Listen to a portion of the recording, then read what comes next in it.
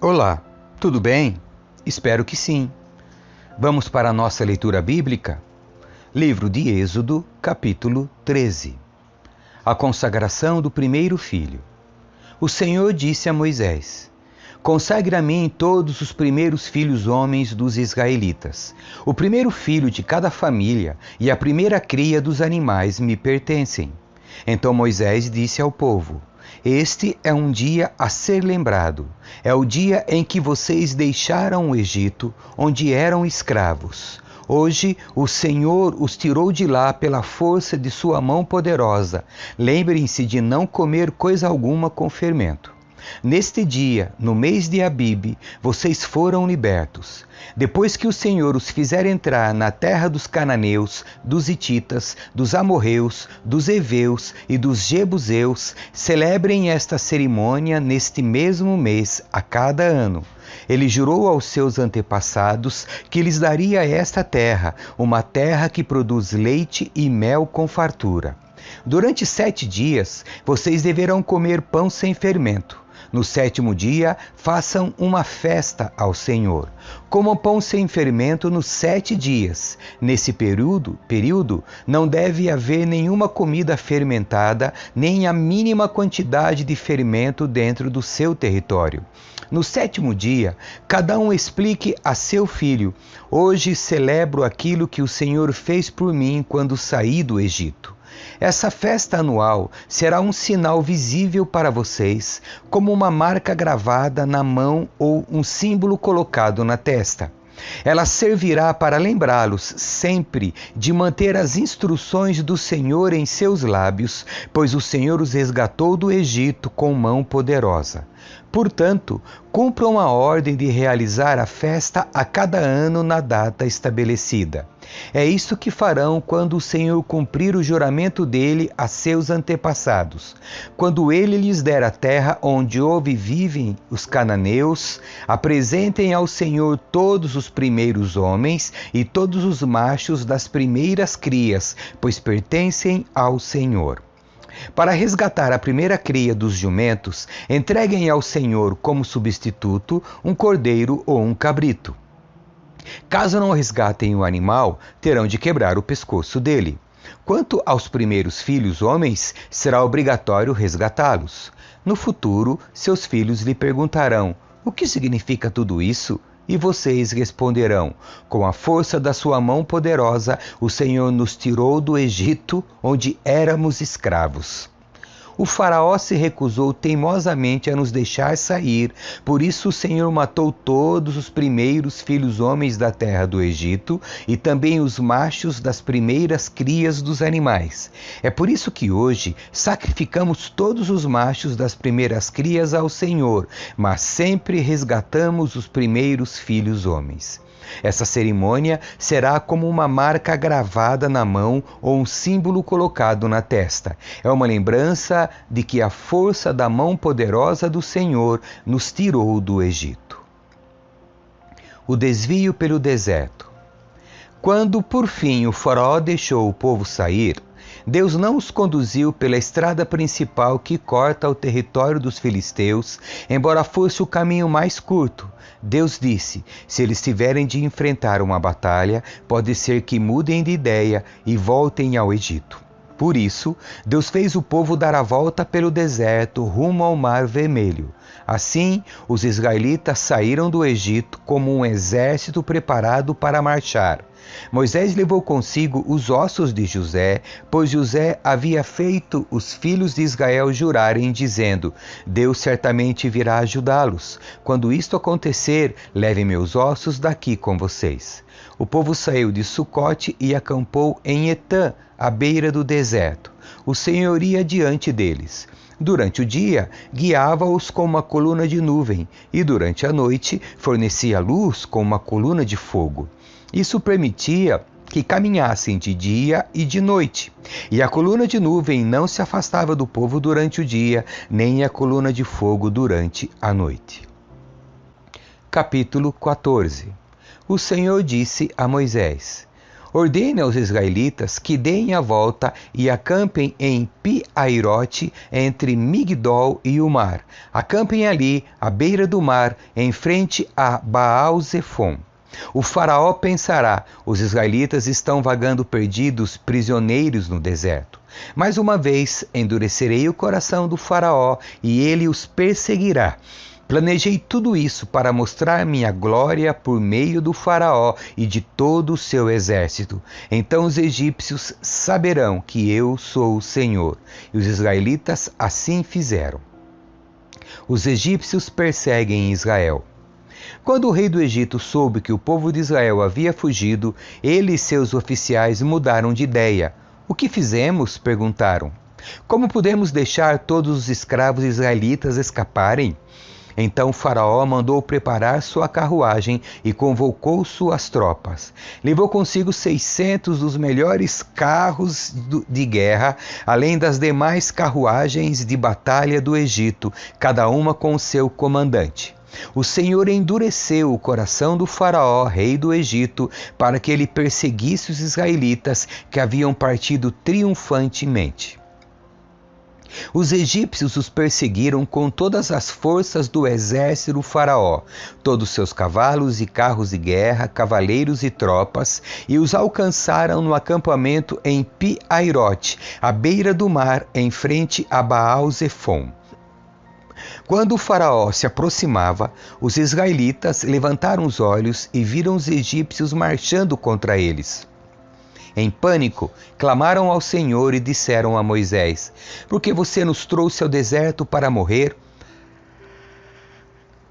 Não havia sepultura no Egito? O que você fez conosco? Por que nos forçou a sair do Egito? Quando ainda estávamos no Egito, não lhes avisamos que isso aconteceria? Dissemos: deixem-nos em paz, continuaremos a servir os egípcios. Afinal, é melhor ser escravo no Egito que ser um cadáver no deserto. Moisés, porém, disse: não tenham medo. Apenas permaneçam firmes e vejam como o Senhor os resgatará neste dia. Vocês nunca mais verão os egípcios que estão vendo hoje. O próprio Senhor lutará por vocês. Fiquem calmos. A fuga pelo Mar Vermelho. Então o Senhor disse a Moisés: por que você está clamando a mim? Diga ao povo que marche. Tome sua vara e estenda a mão sobre o mar. Divida as águas para que os israelitas atravessem pelo meio do mar em terra seca. Endurecerei o coração dos egípcios e eles virão atrás de vocês. Mostrarei a minha glória por meio do faraó e de suas tropas, seus carros de guerra e seus cavaleiros. Quando minha glória se manifestar por meio do faraó e de seus carros de guerra e seus cavaleiros, todo o Egito verá e saberá que eu sou o Senhor. Então o anjo de Deus, que ia diante do acampamento de Israel, se posicionou atrás do povo. A coluna de nuvem também mudou de lugar, foi para a retaguarda e ficou entre o acampamento egípcio e o acampamento de Israel. A nuvem escura trouxe trevas para os egípcios, mas luz para os israelitas.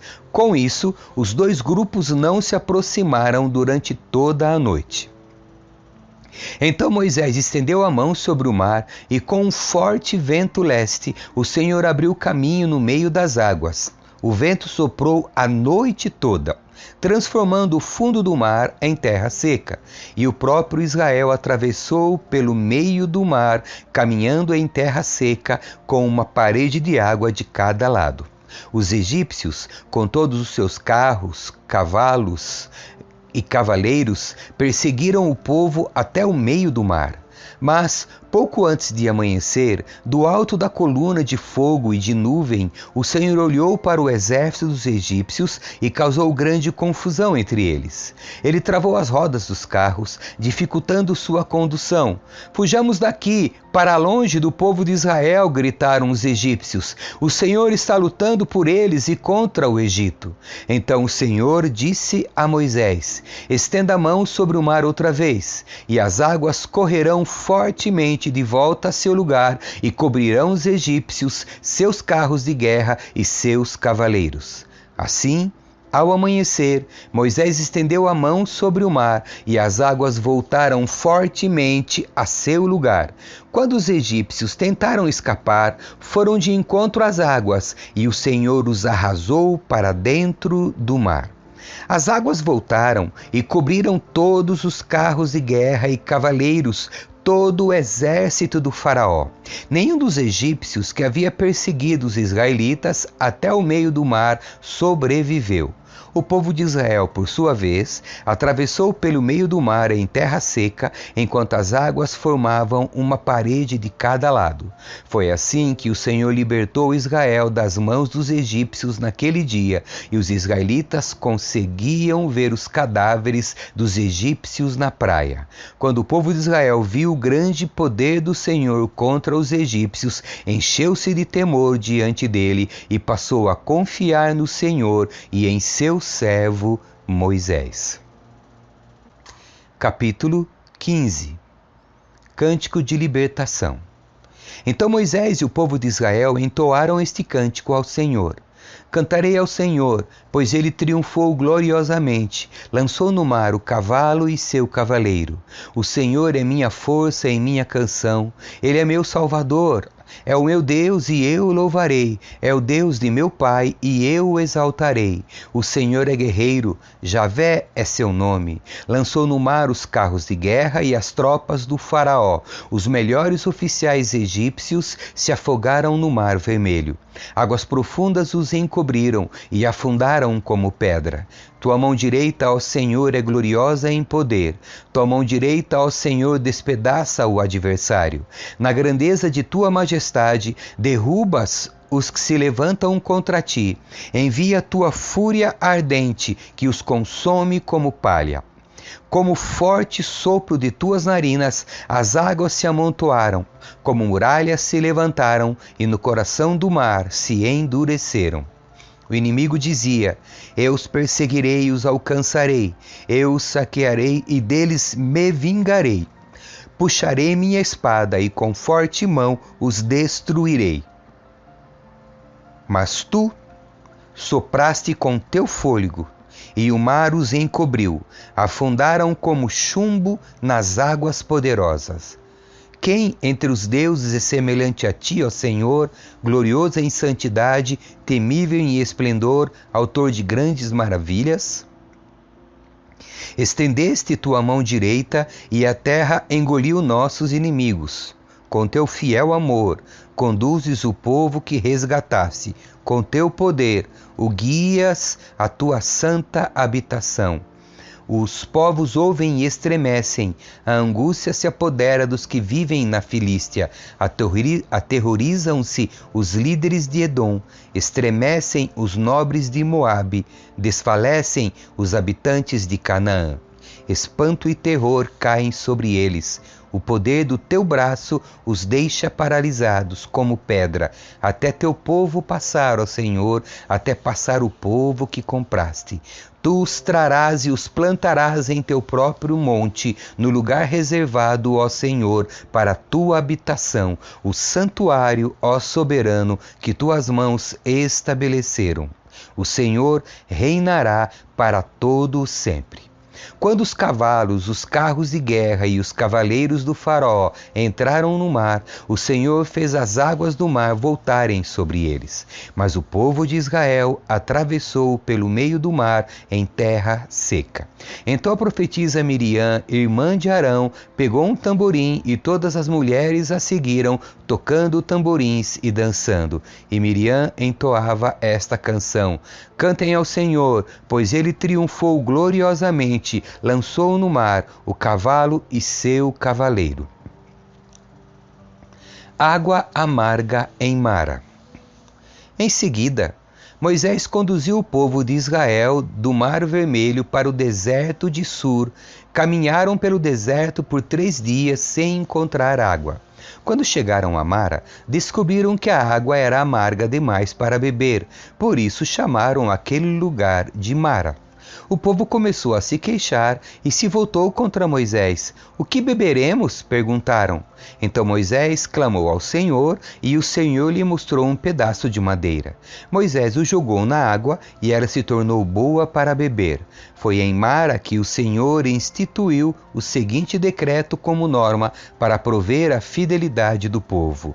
Para provar a fidelidade do povo, ele disse: se ouvirem com atenção a voz do Senhor seu Deus e fizerem o que é certo aos olhos dele, obedecendo a seus mandamentos e cumprindo todos os seus decretos, não os farei sofrer nenhuma das doenças que enviei sobre o Egito, pois eu sou o Senhor que os cura.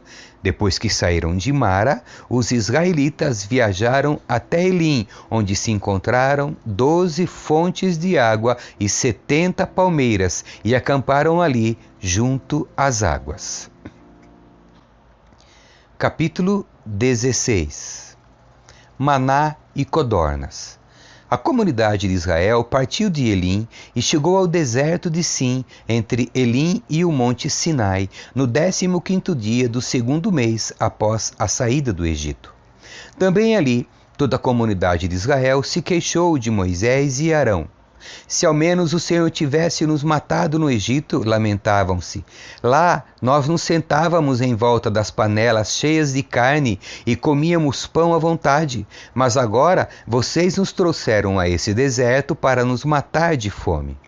Então o Senhor disse a Moisés: vejam, farei chover comida do céu para vocês. Diariamente o povo sairá e recolherá a quantidade de alimento que precisar para aquele dia. Com isso, eu os provarei para ver se seguirão ou não minhas instruções. No 6º dia, quando recolherem o alimento e o prepararem, haverá o dobro do normal. Assim, Moisés e Arão disseram a todos os israelitas: ao entardecer, vocês saberão que foi o Senhor quem os tirou da terra do Egito. Pela manhã verão a glória do Senhor, pois ele ouviu suas queixas que são contra ele e não contra nós. O que fizemos para vocês se queixarem de nós? E Moisés acrescentou: o Senhor lhes dará carne para comer à tarde e os saciará com pão pela manhã, pois ouviu suas queixas contra ele. O que fizemos? Sim, suas queixas são contra o Senhor e não contra nós. Em seguida, Moisés disse a Arão: anuncie a toda a comunidade de Israel: apresentem-se diante do Senhor, pois ele ouviu suas queixas. Enquanto Arão falava e toda a comunidade de Israel, o povo olhou em direção ao deserto e viu a glória do Senhor na nuvem. O Senhor disse a Moisés: ouvi as queixas dos israelitas. Agora diga-lhes: ao entardecer, vocês terão carne para comer e pela manhã pão à vontade. Assim saberão que eu sou o Senhor seu Deus. Ao entardecer, muitas codornas apareceram cobrindo o acampamento. Na manhã seguinte, os arredores do acampamento estavam úmidos de orvalho. Quando o orvalho se evaporou, havia sobre o chão uma camada de flocos finos como geada. Quando os israelitas viram aquilo, perguntaram uns aos outros: o que é isso? Pois não faziam ideia do que era. Moisés lhes disse: esse é o alimento que o Senhor lhes deu para comer. E estas são as instruções do Senhor. Cada família deve recolher a quantidade necessária, 2 litros para cada pessoa de sua tenda. Os israelitas seguiram as instruções. Alguns recolheram mais, outros menos. Contudo, quando mediram, cada um tinha o suficiente. Não sobrou alimento para os que recolheram mais, nem faltou para os que recolheram menos. Cada família recolheu exatamente a quantidade necessária. Moisés lhes disse: não guardem coisa alguma para o dia seguinte. Alguns deles, porém, não deram ouvidos e guardaram um pouco do alimento até a manhã seguinte. A essa altura, a comida estava cheia de vermes e cheirava muito mal. Moisés ficou furioso com eles. Depois disso, as famílias passaram a recolher, a cada manhã, a quantidade necessária de alimento. E, quando o sol esquentava, os flocos que não tinham sido recolhidos derretiam e desapareciam. No sexto dia, recolheram o dobro do habitual, ou seja, 4 litros para cada pessoa. Então todos os líderes da comunidade se dirigiram a Moisés e o informaram a esse respeito. Moisés lhes disse: foi o Senhor que ordenou. Amanhã será um dia de descanso, o sábado, consagrado para o Senhor. Portanto, assem ou cozinhem hoje a quantidade que desejarem e guardem o restante para amanhã. Eles separaram uma porção para o dia seguinte, como Moisés havia ordenado. Pela manhã, a comida restante não tinha mau cheiro nem vermes. Moisés disse: comam o alimento hoje, pois é o sábado do Senhor. Hoje não haverá alimento do chão para recolher. Durante 6 dias vocês podem recolher alimento, mas o 7º dia é o sábado, quando não haverá alimento algum no chão. Ainda assim, algumas pessoas saíram para recolhê-lo no 7º dia, mas não o encontraram. O Senhor disse a Moisés: até quando esse povo se recusará a obedecer às minhas ordens e instruções? Entendam que o sábado é um presente do Senhor para vocês. Por isso, no 6º dia, ele lhes dará uma porção dobrada de alimento suficiente para 2 dias. No sábado, cada um deve ficar onde está. Não saiam para recolher alimento no 7º dia. No 7º dia, portanto, o povo descansou. Os israelitas chamaram aquela comida de maná. Era branco como a semente de coentro e tinha gosto de massa folhada de mel. Então Moisés disse: é isto que o Senhor ordenou: encham uma vasilha de 2 litros com maná e preservem-no para seus descendentes. Assim, as gerações futuras poderão ver o alimento que eu lhes dei no deserto quando os libertei do Egito. Moisés disse a Arão: pegue uma vasilha e encha-a com 2 litros de maná. Em seguida, coloque-a diante do Senhor, a fim de preservar o maná para as gerações futuras. Arão fez conforme o Senhor havia ordenado a Moisés e colocou a vasilha de maná diante das tábuas da aliança para guardá-las. Os israelitas comeram maná durante 40 anos, até chegarem à terra onde se estabeleceram. Comeram maná até chegarem à fronteira da terra de Canaã. A vasilha usada para medir o maná continha 1 homer, que era a 10ª parte da medida padrão. Amém. Que Deus abençoe você. Tchau.